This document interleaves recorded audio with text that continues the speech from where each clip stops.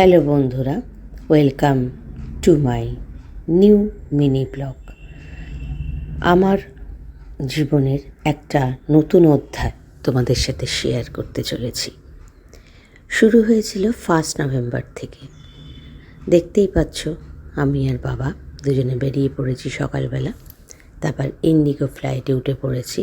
আর এই প্রথম ওদের নিউ লঞ্চ করা ব্লু টিটা আমরা নিলাম।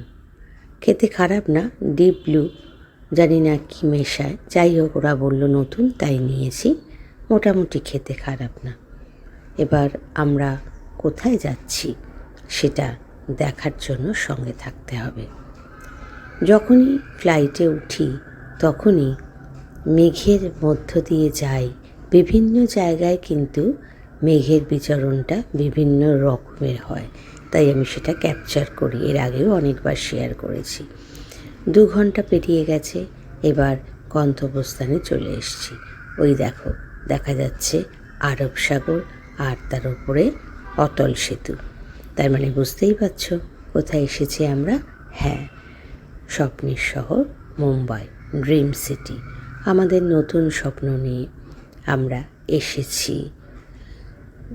আসলে প্রত্যেকটা মানুষের জীবনে কখন কি হবে সেটা কিন্তু ডিপেন্ড করে ঈশ্বর। তাই আমরা যদি আগে থেকে ভাবতে থাকি তার কোনো মূল্য নেই, কোনো লাভ নেই।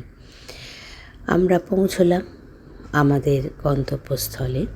তারপরে আমরা একটু ড্রাই খাবার আমার মেয়ে আনিয়েছে। দেখো, এখানকার বিখ্যাত খাড়ি বিস্কিট আর ড্রাই কেক, আর কিছু জিনিসপত্র আনাতে হয়েছে। এটা আমাদের অ্যাপার্টমেন্ট। এবার এই অ্যাপার্টমেন্টে একদিন তোমাদের আমি পুরো ঘুরে দেখাবো।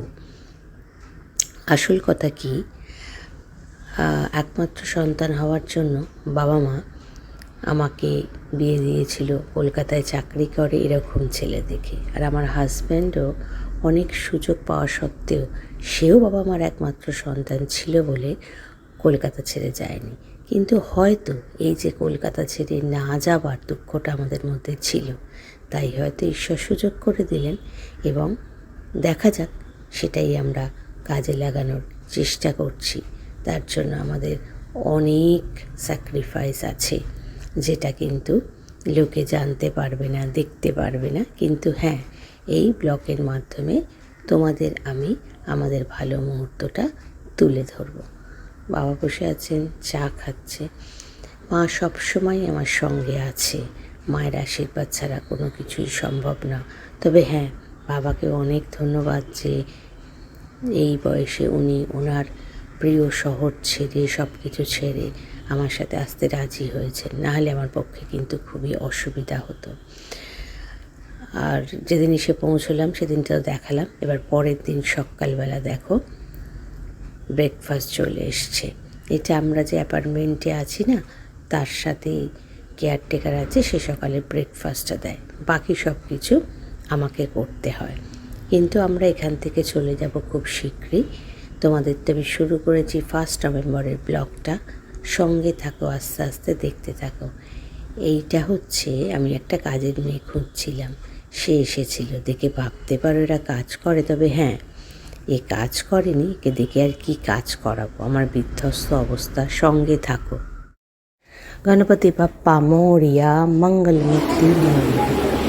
সিদ্ধিবিনায়ক এসে এসে মনটা এত ভালো হয়ে যায়। আর বাড়ির কাছে, যখন বাড়ি যেখানে আছি তার এত কাছে সিদ্ধিবিনায়কের মন্দির, সত্যি ভীষণ ব্লেসড লাগে।